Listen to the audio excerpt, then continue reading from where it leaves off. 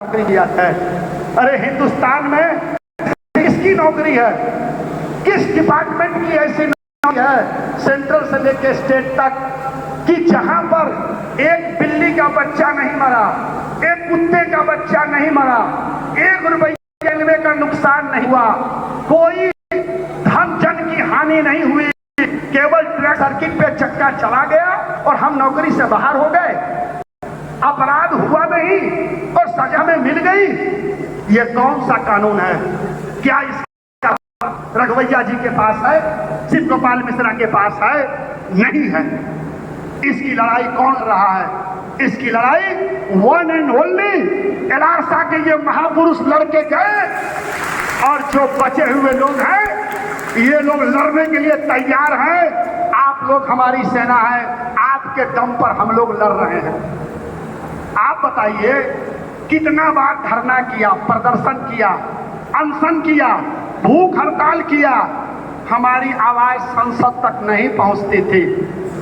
हम लोग दिल्ली गए और उसमें हमारे साउदर्न रेलवे के लोको पायलट ने, साउदर्न रेलवे जोनल कमेटी ने 2-3 हार्ड निर्णय लिया। हम सैल्यूट करते हैं साउदर्न रेलवे के एलारसा को जिसने यह निर्णय लिया कि हम 30+16 अपने आप लेंगे, 2 नाइट से ज्यादा ड्यूटी हम खुद मना करेंगे, 48 घंटे से ज्यादा बाहर नहीं रहेंगे और 10 घंटे में गाड़ी खड़ी करेंगे। ये लोग निर्णय ले लिया और 1 जून से शुरू कर दिया। मेमो बनाया, लिखा, लॉबी में चिपकाया, चला गया, बोला 46 के बाद आएंगे। यह लड़ाई 28 दिनों तक चली। करीब 600, 700, 800 लोगों ने अवेल किया। इन्होंने सैकड़ों को चार्जशीट किया, 25-30 लोगों के SF5 किया, 4 लोगों का इंटर डिवीजन ट्रांसफर किया, 40-45 लोगों का इंटर लॉबी ट्रांसफर किया। जितने इनकी औकात थी सब कुछ किया। लड़ाई कम नहीं हुई, लोग पीछे नहीं हट रहा था, लड़ाई चल रही थी। केवल मेल एक्सप्रेस गाड़ी को रुकने नहीं दिया जा रहा था। हम लोग देख रहे थे, हम लोग उनका नैतिक समर्थन में लॉबी पर धरना प्रदर्शन कर रहे थे। लास्ट में तमिलनाडु, केरल और आंध्रा के सांसदों ने, TDP, CPM, कांग्रेस, BJP, इन सांसदों को लेटर दिया गया। जाकर एलारसा ने बताया, कोर्ट का वो जजमेंट दिखाया कि 30+16 2002 में RLC बेंगलोर, 2008 में कैट बेंगलोर, 2012 में हाई कोर्ट बेंगलोर ने जजमेंट किया कि 16 घंटा तो इसका ट्रिप रेस्ट है और 30 घंटा इसका पीरियोडिकल रेस्ट है। तो भाई 16 और 30 क्यों नहीं मिलेगा? तीनों कोर्ट ने जस्टिफाई किया कि 30+16 इसका जायज है 46 घंटा। हम लोग बहस किए इस पर। लास्ट में 12 सांसदों की एक टीम ने एक ज्वाइंट पिटीशन लिख करके जाकर के रेल मंत्री से मिला 26 जून को और रेल मंत्री को दिखाया कि सर ये आपके हाई पावर कमेटी की रिपोर्ट है, 30 घंटा रेस्ट कहीं से जायज नहीं है, इतनी दुर्घटनाएं हो रही है, लोको पायलट पे आरोप हो रहा है, लोको पायलट को जलील किया जा रहा है सोशल मीडिया में कि इसने लाल पार कर गया, इसलिए आप इसकी समीक्षा करें।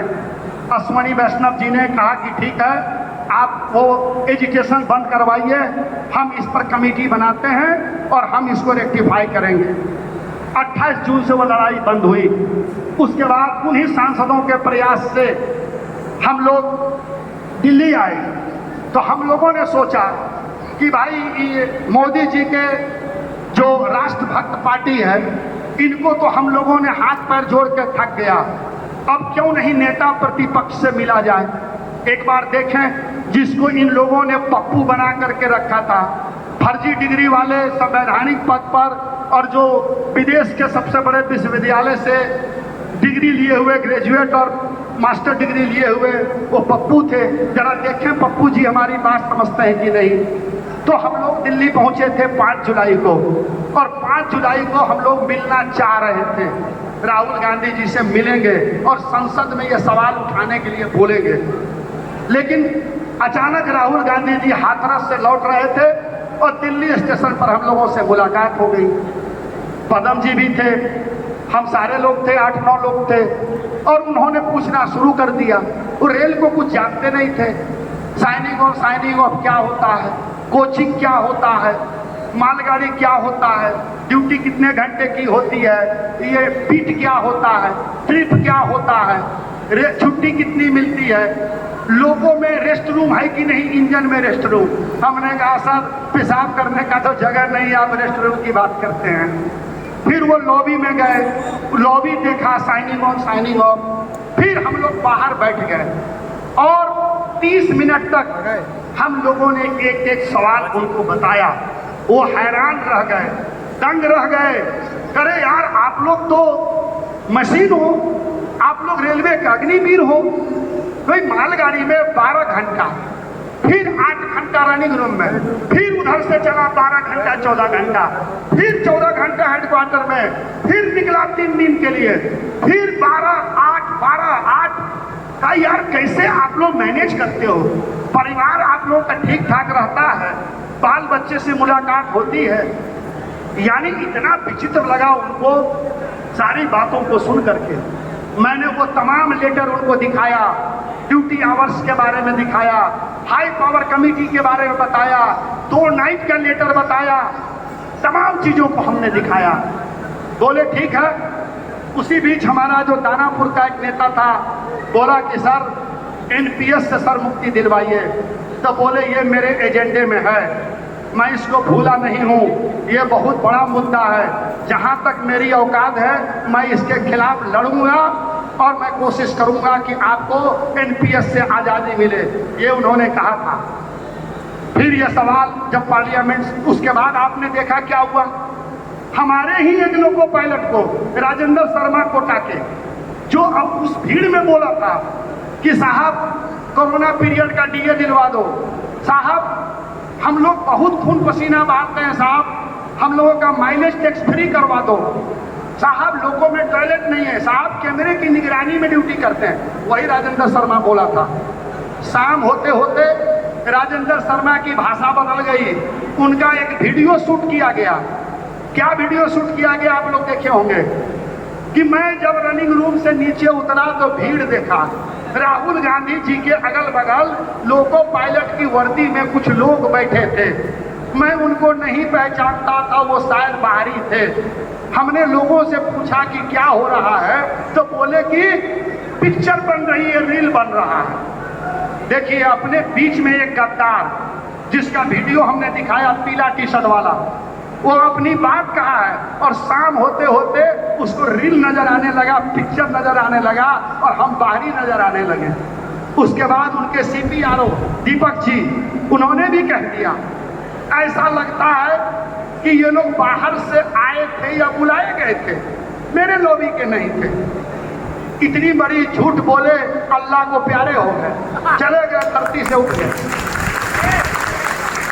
इस वक्त उनको जन्नत बख्शे, हम उनकी आत्मा की शांति के लिए दुआ करते हैं, प्रार्थना करते हैं कि वहाँ भी कम से कम बाहरी किसी को फर्जी ना बोले, वहाँ भी कम से कम सही पहचान रखें। और उसके बाद social media, TV, national channel तमाम पर चलने लगा नकली लोको पायलट, बाहरी लोको पायलट, फर्जी लोको पायलट। एक्टर था, स्पेशलिस्ट था, मेरा सुन करके मेरा खून खौल रहा था। अभी बैठे हैं राम शरण जी अध्यक्ष जी, मैंने कहा अभी प्रेस रिलीज जारी कीजिए, अभी प्रेस कॉन्फ्रेंस बुलाइए, मैं बयान दूंगा कि मैं एक राउत लोको पायलट बरौनी सोनपुर मंडल, मैं राहुल गांधी से मिला और मैंने सारी बात कहा। हमने इनको बोला था, वो फर्जी किसको बोल रहा है, नकली किसको बोल रहा है? राहुल गांधी फर्जी थोड़े थे, नकली थोड़े थे, वो तो बेचारा चुपचाप सुन रहा था।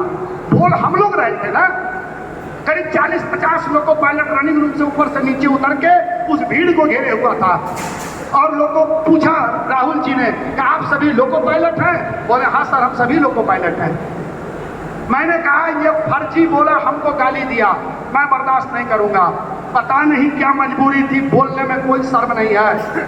हमारे अध्यक्ष जी ने प्रेस विज्ञप्ति जारी नहीं किया, मैंने सेंट्रल कमेटी में डाला, सेक्रेटरी जनरल को। ट्रेन में मैं आ रहा था, मुझे बर्दाश्त नहीं था कि हमें कोई नकली कहे। मैं फर्जी नहीं हूं। मैंने अपना जोनल पैड निकाला और रात को लिखा और रात को ही सारे ग्रुप में और सारे मीडिया वालों को दे दिया कि मैं मिला था, मैं बोला था, मैं असली हूं। जिसको जो पूछना है हमसे पूछ ले, जिसका जो बिगाड़ रहा है बिगाड़ ले। कोई माई का लाल फोन नहीं किया, केवल मेरा छुट्टी, मेरी ड्यूटी, मेरा सर्विस बुक, मेरा परफॉर्मेंस, मेरी एक्टिविटी की रिपोर्ट रातों रात दिल्ली चली गई। मेरा ही नहीं, हमारे जोन से 4 लोग थे, 4 आदमी का गया। जितने लोग थे सबका गया, रात को ही मंगा लिया, पूरा तहलका मच गया। वो बेचारे ट्रिपल सी जो बुके दिए थे राहुल जी को, उनको दिन भर बुक करके रखा, बुके देने के लिए दिन भर बुक रहा। सारे गुरु कंट्रोलर को बुला लिया, क्योंकि मैंने सच बोला था, मैंने नंगा कर दिया था, मैंने हकीकत बोला था। देश की जनता, देश के छात्र, नौजवान, किसान, सारे लोगों ने सुना कि दुर्घटना क्यों हो रही है और लोको पायलट की जिंदगी नरक क्यों बनी हुई है। मैंने एसी बोला, टॉयलेट बोला, कि रनिंग रूम की बात मैंने नहीं कहा। रनिंग रूम के बारे में मैंने एक शब्द नहीं बोला। अब आप कहेंगे, हमारे कुछ साथी बोले माइलेज क्यों नहीं बोले, ग्रेड पे क्यों नहीं बोले, रिस्क अलाउंस क्यों नहीं बोले, माइलेज का रिवीजन क्यों नहीं बोले, इनकम टैक्स क्यों नहीं बोले। हमने कहा मेरे दोस्त, अभी दुर्घटनाओं की झड़ी लगी हुई है, लगातार दुर्घटनाएं हो रही है। लाल सिग्नल पार हो रहा है, रेल सीआरबी कह रही है कि कंचनजंगा का मालगाड़ी का लोको पायलट लाल पार कर गया। मैडम को मालूम नहीं था कि टीए 912 देके लाल पार करने के लिए ऑथराइज किया था।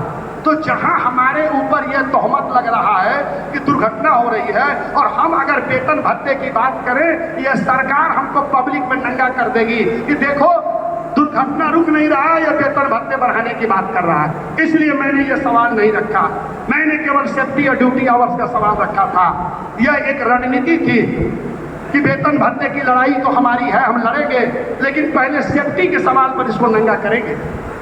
उसके बाद तो आप देखें, रेल मंत्री जी का बुरा हाल था, जवाब देते देते वो तिलमिला गए संसद में।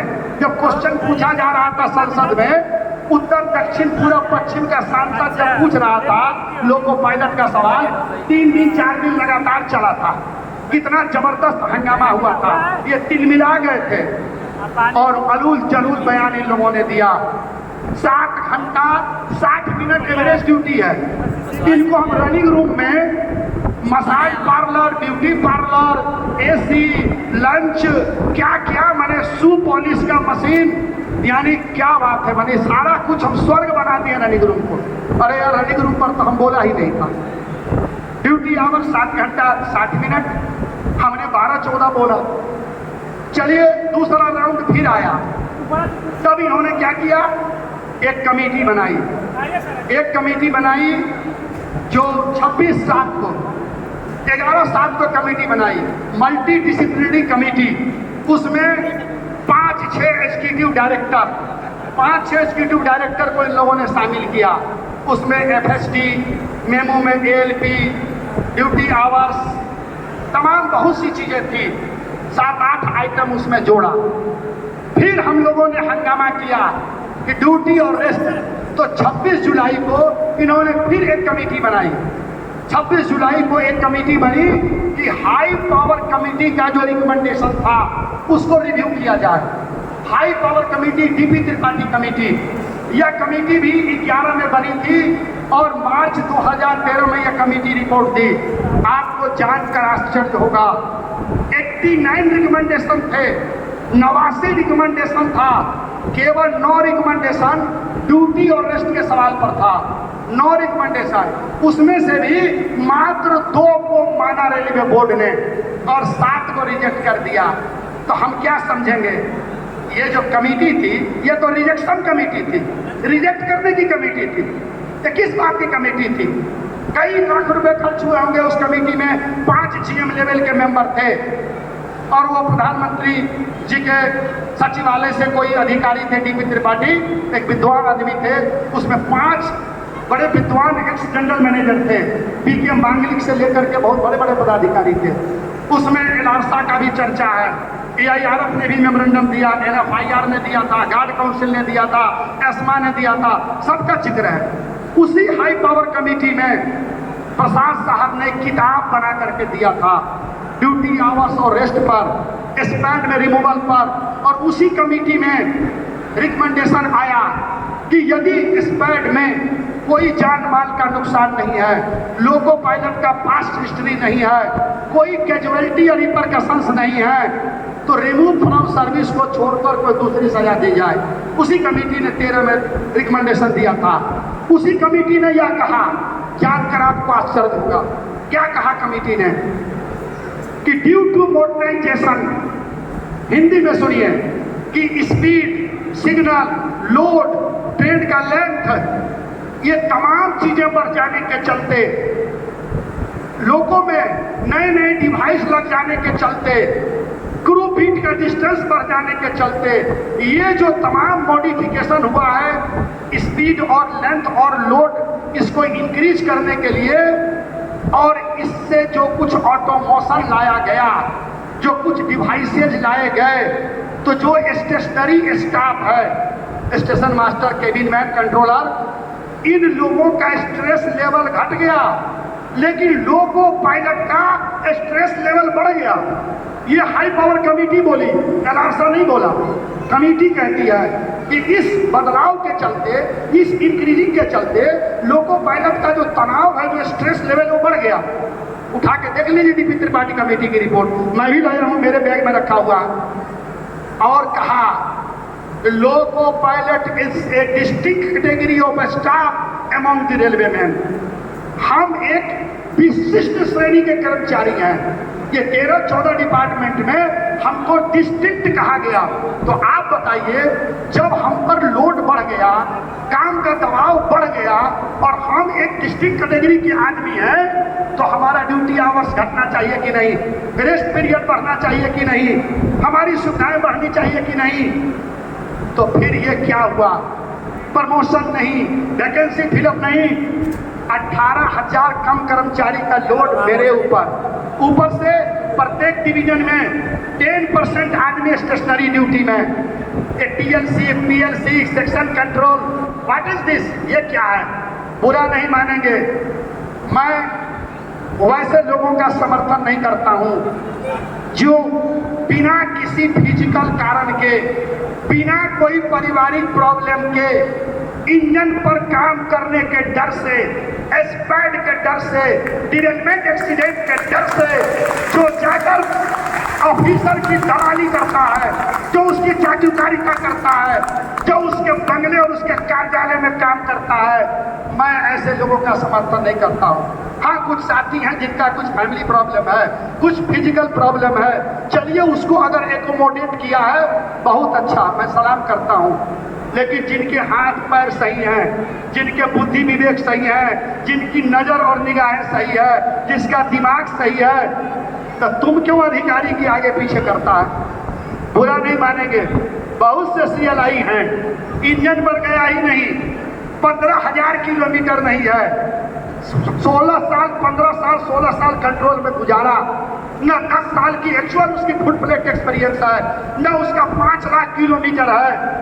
वो साहब की दलाली करने के लिए, साहब का दरवाजा खोलने के लिए, साहब के मैडम को मॉल घुमाने के लिए इंस्पेक्टर बन गया। वो हमारा काउंसलिंग करेगा, वो हमारा काउंसलिंग करेगा, वो हमको बताएगा, वो एक्सीडेंट सेव करेगा, उसके भरोसे सुरक्षित रेल चलेगी। एलार्सा इसका भी विरोध करता है।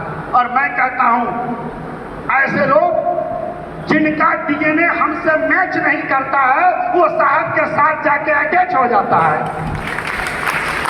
और ऐसे लोग जो कल तक हमारे बीच इंजन पर काम किया करते थे, लोगों पर जिनको परेशानी हो रही थी ड्यूटी आवर्स से, जिनको दाना पानी, ड्यूटी, रात में जगना, इन तमाम चीजों से प्रॉब्लम थी, और वही जब क्रू लॉबी में चले जाते हैं, वही जब पावर कंट्रोल में चले जाते हैं, तो मात्र 5% ऐसे लोग हैं जो अपने पूरे दिनों को याद रखते हैं। उनको मालूम है कि हम रनिंग कैडर, रनिंग कौम का है, हमें शरीर में एलार्सा का खून बहता है। 95% गद्दार होता है, गद्दार हो जाता है।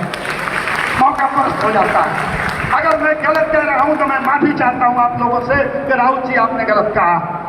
मैं भी लॉ ग्रेजुएट हूं, मैं भी हिंदी अंग्रेजी लिखना पढ़ना बोलना जानता हूं, मैं भी सारे रूल रेगुलेशन को जानता हूं।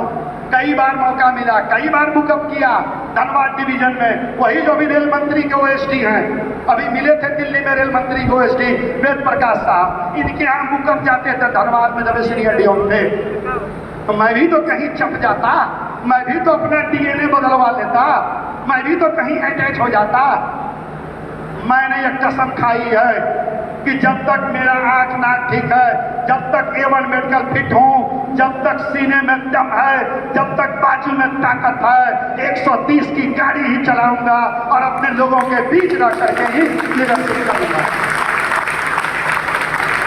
अरे इंजन पर से बोलने वाला, लोगों पर से बोलने वाला, लाइन पर से बोलने वाला और लोको पायलट के साथ रह करके लड़ने वाला ही सच बोलेगा। जो अपना मूल पद खो दिया है, जो अपने समाज को छोड़ दिया है, वह कभी भी हमारी आवाज जोर से नहीं बोल सकता। और दूसरी तरफ बुरा नहीं मानेंगे कोई अगर यहां पर है तो, तथाकथित रिकॉग्नाइज्ड स्पेशल सीएल, मुझे इस बात से बड़ी तकलीफ है। ठीक है, आप रिकॉग्नाइज हो, स्पेशल सीएल क्यों मिला? आपके बदले ये लोग काम करते हैं। साल में अगर आपके डिवीजन का 5 गो नेता अगर 8 बार सीएल लिया तो 8 × 40 वर्किंग डे चला गया। उस 40 वर्किंग डे का लोड इन लोगों पर पड़ा तो आप स्पेशल सीएल लिया, स्पेशल पास लिया, पीएनएम में गया, मिला क्या? मिला क्या लोको पायलट को असिस्टेंट? 12 घंटे, 14 घंटे, SF11, SF5, सस्पेंशन, ट्रांसफर। ये क्या गद्दारी है जी? ये कौन सी गद्दारी है? ये कौन सी नेतागिरी करता है? तो अपनी कुर्सी बचाता है। शिव गोपाल मिश्रा जी, आपने ओपीएस के नाम पर यूपीएस ला करके जिस प्रकार की गद्दारी की है, इतिहास के पन्नों में यह दिन काले अक्षरों में लिखा जाएगा। आप विजय जुलूस बना रहे हैं। अरे शर्म करो शर्म, थोड़ी सी भी शर्म बची है तो आके मोदी जी के नमो घाट में डूब के मर जाओ, डूब के मर जाओ नमो घाट में।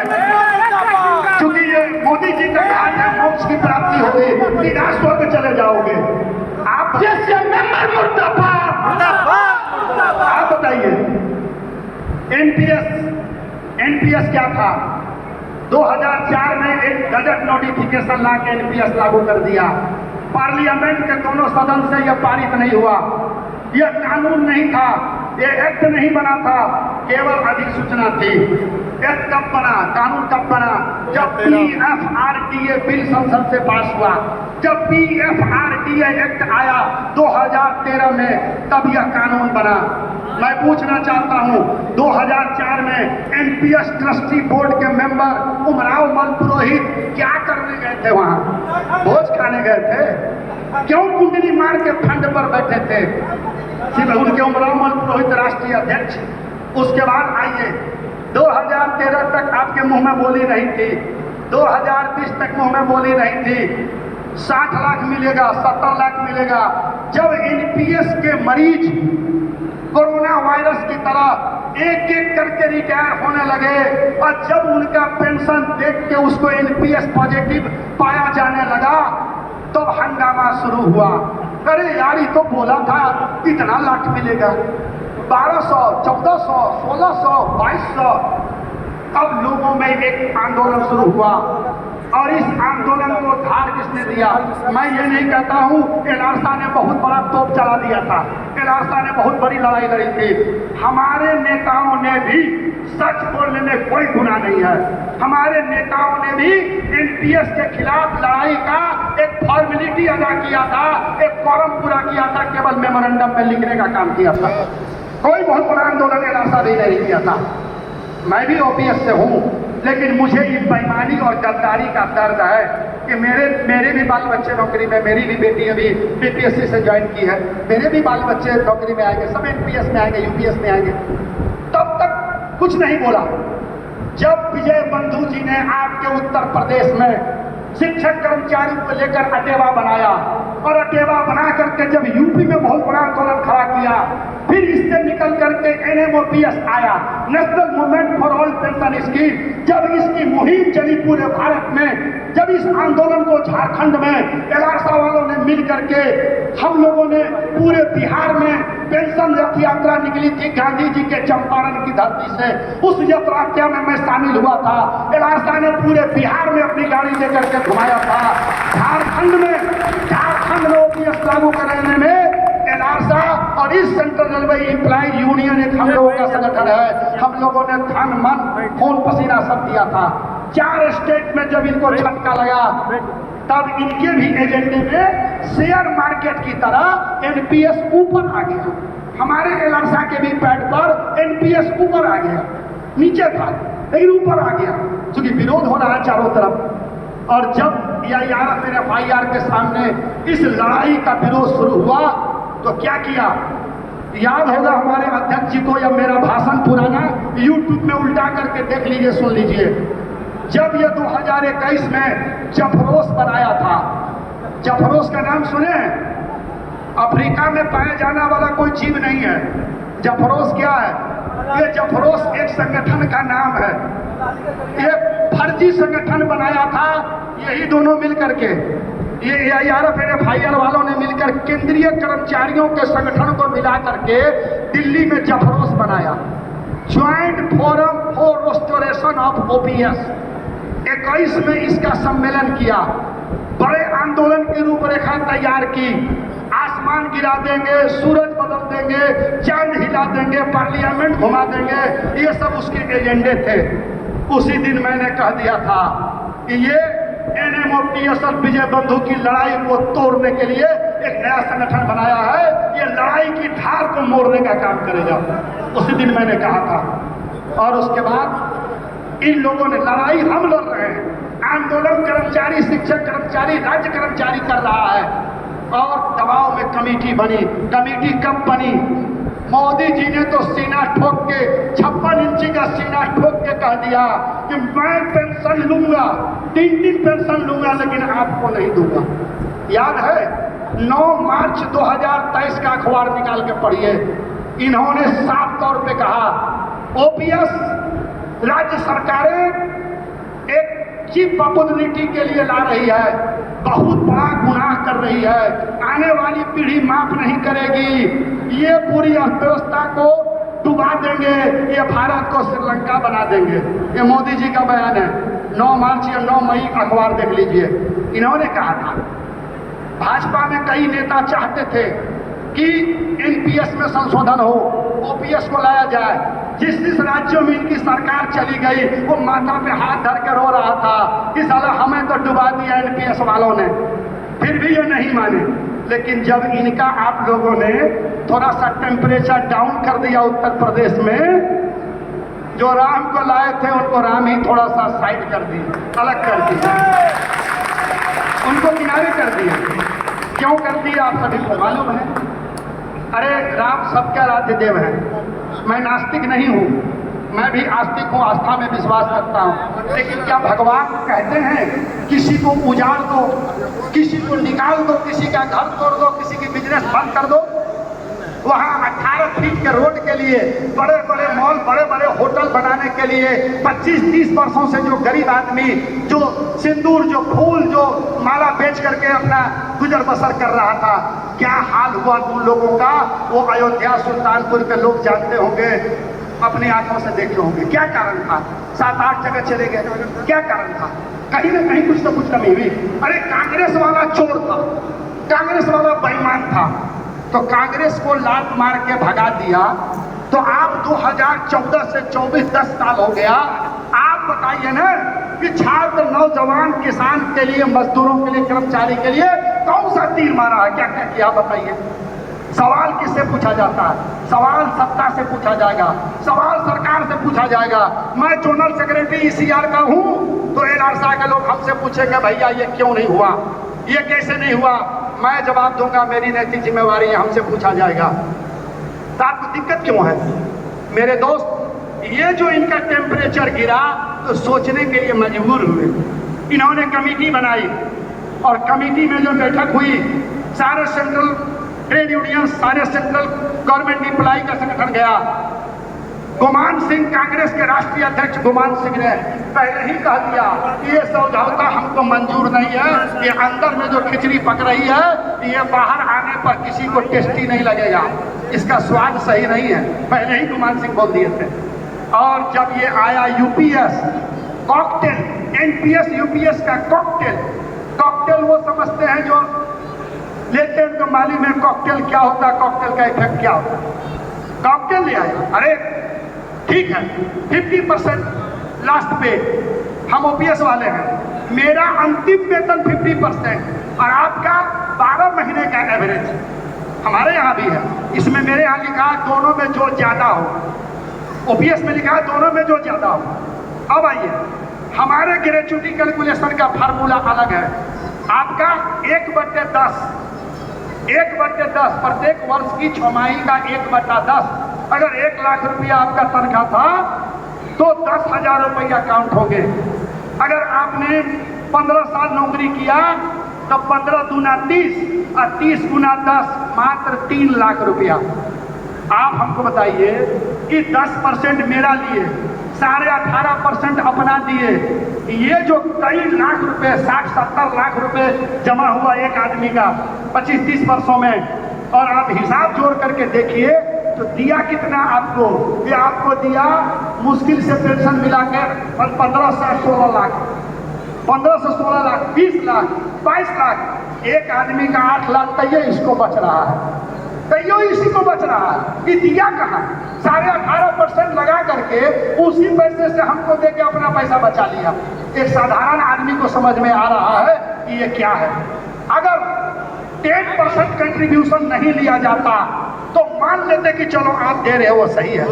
अभी मैंने मिश्रा जी का एक वीडियो देखा है, ये कहते हैं कि 9,000 रुपया ओपीएस में मिनिमम पेंशन है, हाँ, आपका तो 10,000 कर दिया, आपको 50% वेजेस दे रहा है।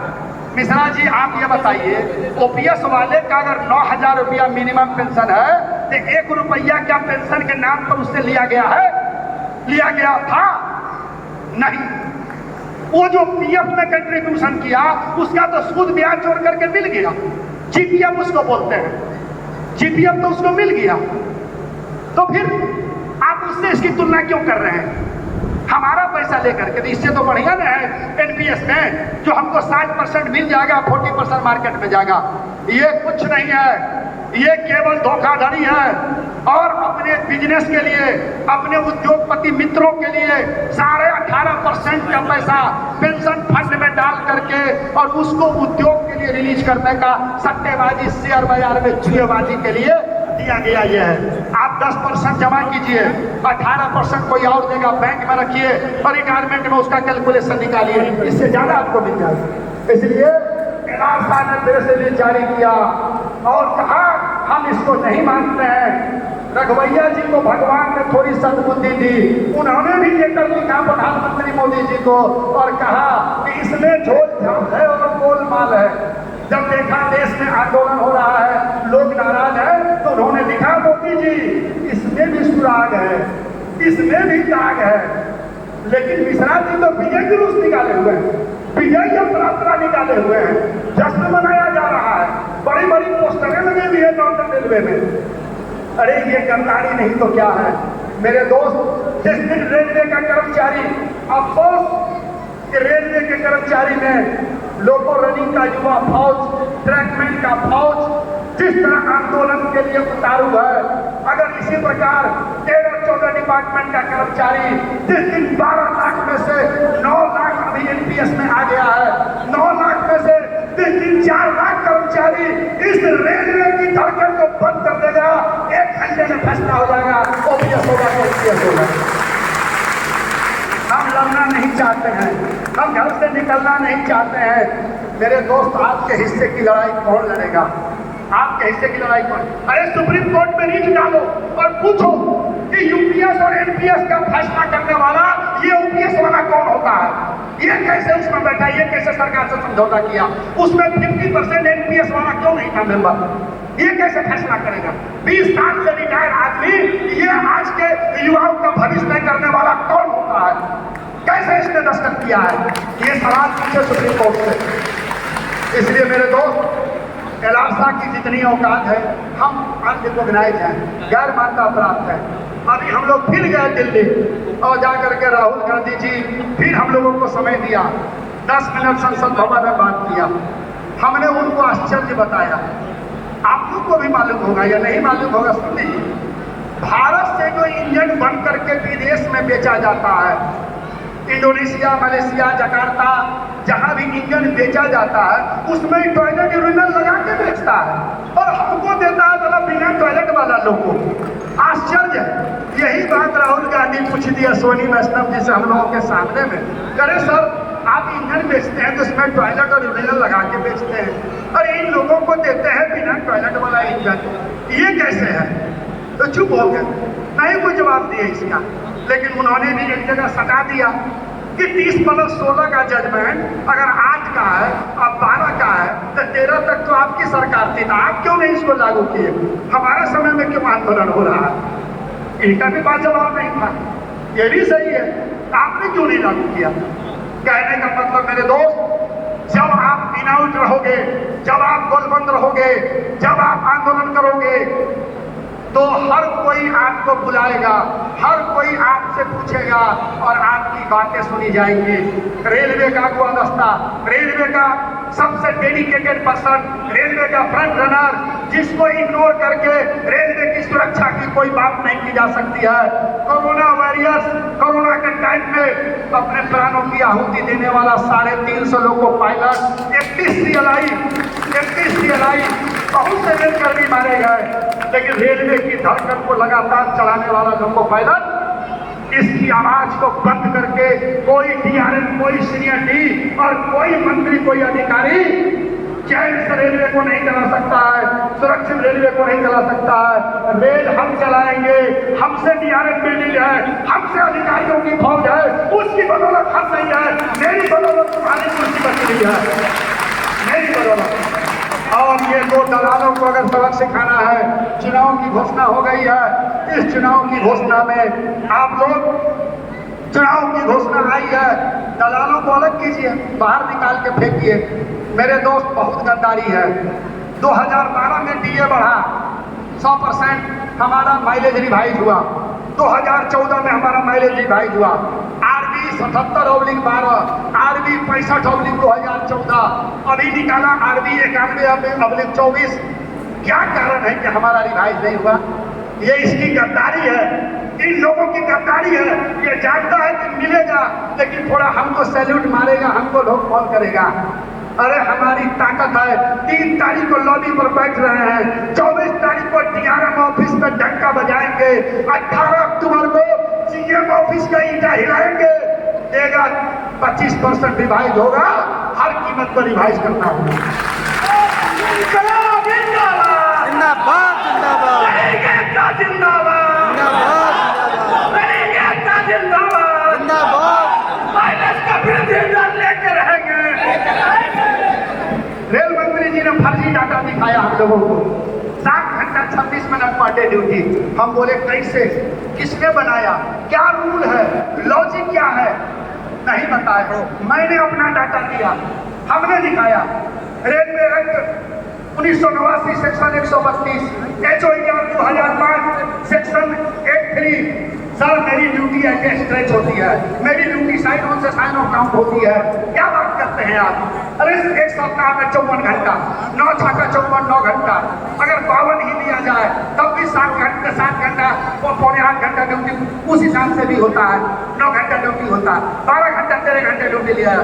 मैंने रेलवे बोर्ड के ED सेफ्टी का लेटर उनको दिखाया, ED सेफ्टी का वो तमाम लेटर मैंने उनको दिखाया, एक लेटर मैंने उनको पढ़ाया। लेटर था, मैंने दिया, इसमें लिखा है 80% मालगाड़ी का ट्रिप 9 घंटे साइड में 9 घंटा में पूरा होना चाहिए। और होता कितना में है? मैंने सोनपुर डिवीजन का 5 महीना का डाटा दिया, ECR का 3 महीने का डाटा दिया। सर तो बोले आपकी ड्यूटी तो 9 घंटे है, 2 घंटे तो इमरजेंसी नाम से कराया जाता है। हमने कहा सर बहुत बहुत धन्यवाद। आपको रूल की सही जानकारी है सर, सैल्यूट है आपको कि आपने रूल को सही पकड़ा। लेकिन सच्चाई सर मालूम है, सच्चाई सर यह है कि साइनिंग ऑन करते ही 11 घंटे 12 घंटे का मेमो देता है, 14 घंटे ड्यूटी कराता है सर। 22 घंटे भी ड्यूटी डीडीयू में है। डीडीयू का हमारा नेता बैठा हुआ है, 3 को ब्रेक है 65 मिनट का, 65 1 घंटे 5 मिनट का ब्रेक करता है। ये क्राइम है, ये डकैती है। हमारा सेंट्रल कमेटी इस पर केस मुकदमा क्यों नहीं फाइल कर रहा? सबूत मेरे पास है। अभी अभी नॉर्दर्न रेलवे का भी बोल रहे थे, अभी हमारे ये क्या वो परम सिंह जी इस सीएलई ने पूछा 500 सीनियर डी से, अरे यार रोड साइड स्टेशन में 65 मिनट ब्रेक कैसे हो गया, इसका साइन ऑन कैसे हो गया? न वहाँ लॉबी है न सीएमएस है। ये बेईमानी, इतनी बड़ी गद्दारी कि 14 घंटे को 2 पार्ट में बांट दिया, 17 घंटे को 3 पार्ट में बांट दिया। जब मैंने ये डाटा दिया तो हमने कहा सर आपका डाटा गलत है, आप मालगाड़ी का आज की तारीख में साइन ऑफ निकलवाइए जिसमें कोई ब्रेक और मैनिपुलेशन न हो। आप देखिए स्थिति क्या बनी हुई है। कौन बोलती है आपको 9 घंटे मेरी ड्यूटी होती है? रेस्ट के बारे में मैंने बता दिया, रेस्ट कैसे करता है। नेशनल एवरेज है पीआर का 3.2, 4 रेस्ट भी नहीं मिलता, 3 बार कॉल पुल में होता, रेस्ट सब दर्द बना हुआ है इसके बारे में। जब इतनी बात बोला गया तब बोले कि ठीक है कमेटी के सामने मैं आप लोगों को बुलाऊंगा। 4 आदमी का नाम और फोन नंबर लिख लिए। 2 कमेटी बनी है, मल्टी डिसिप्लिनरी कमेटी और एक high power recommendation review committee. अरे हाई पावर ने यह कहा कि भारतीय रेलवे के कर्मचारियों में लोको रनिंग स्टाफ इतना रिस्की जॉब करता है, इतना इंपॉर्टेंट कैटेगरी है और 30 घंटे का रेस्ट, वो भी कोई शेड्यूल रेस्ट नहीं, ये बहुत कम है। कम से कम इसका रेस्ट 40 घंटे का होना चाहिए। रेस्ट पर हम लोगों ने उनसे बहस किया, वो कोर्ट का जजमेंट मानने के लिए तैयार नहीं थे रेल मंत्री। हम लोगों ने सब कुछ बताया, बोले ठीक है कमेटी के सामने आइए, तैयार है, यूएनओ ले जाइए, सुप्रीम कोर्ट बुलाइए, हम लोग तैयार है, पूरा फाइल लेकर के रेडी है, जब बोलिए तब आके बहस करते हैं। हम लोग स्पेशल सीएल वाला, वो अंडा टोस्ट का मक्खन वाला ब्रेड वाला थोड़े कि मुंह से बोली नहीं निकलेगा। अरे 1 नंबर का खाते हैं और 1 नंबर का बोलते हैं। हमारी आवाज ऊंची होती है इसलिए कि इंजन पर काम करते हैं और हमारा जिया कहता है ऊंची आवाज में उंगली दिखा के सामने वाले को चिल्ला के बोला करो।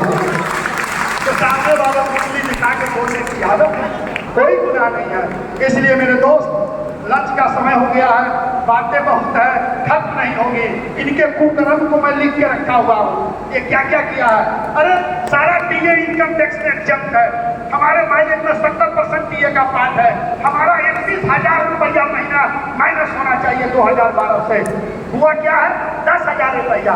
कई लाख रुपया मेरा इसने लूट लिया है। कैलाशा ने नागपुर में केस किया है, हाई कोर्ट में मेरा केस है।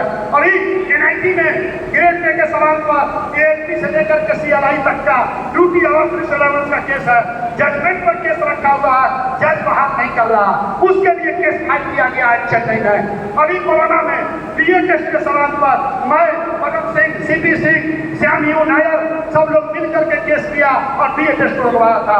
अभी अभी इलेक्शन के सवाल पर दिल्ली हाई कोर्ट में परम सिंह और एमपी देव ने मिलकर के एक केस फाइल किया है।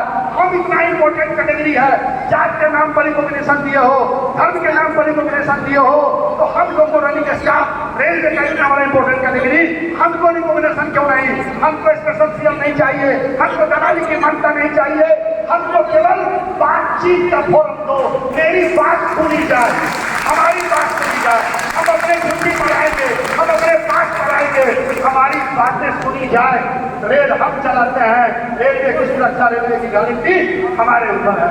इसलिए मेरे दोस्त अब डरने की जरूरत नहीं है, बात निकली है तो दूर तक जाएगी। हम अपने युवा साथियों से एक भी जो हमारा कैडर है मैं उससे गुजारिश करता हूँ, रेल संगठन एक भी चलाता है और लोको पायलट का भी भविष्य एक भी के कंधों पर है, एक भी के भरोसे पर गाड़ी चलती है। इसलिए मेरे दोस्त असिस्टेंट लोको पायलट रूट, आप लोग इस झंडे के तले आओ, दलालों से दूर रहो, पढ़ो, ईमानदारी से ड्यूटी करो, एक्सपेक्ट से बचो, एक्सीडेंट से बचो और अपने अधिकार के लिए किसी भी हिटलर और किसी भी तानाशाह के सीने पर चढ़ के हथौड़ी मारो, इसमें डरने की कोई जरूरत नहीं है। इसलिए मेरे साथी मैं अंत में यह कहना चाहूंगा कि कभी फूलों की तरह मत जीना, कभी फूलों की तरह मत जीना। जिस दिन खिलोगे टूट कर बिखर जाओगे।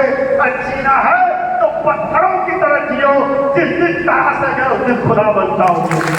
मेरे दोस्त, इसी के साथ मैं अपनी बातों को विराम देता हूँ। इनकलाब जिंदाबाद, NRSS जिंदाबाद। आपका PGM सफल हो, हम जीतेंगे, हम कामयाब होंगे। ड्यूटी आवर्स पर, रेस्ट पर, माइलेज पर, ग्रेड पे पर तमाम लड़ाई जीतेंगे। बस ये हौसला बरकरार रखो, अपनी ताकत को पहचानो। यूनिटी जिंदाबाद, NRSS जिंदाबाद। नमस्कार साथियों।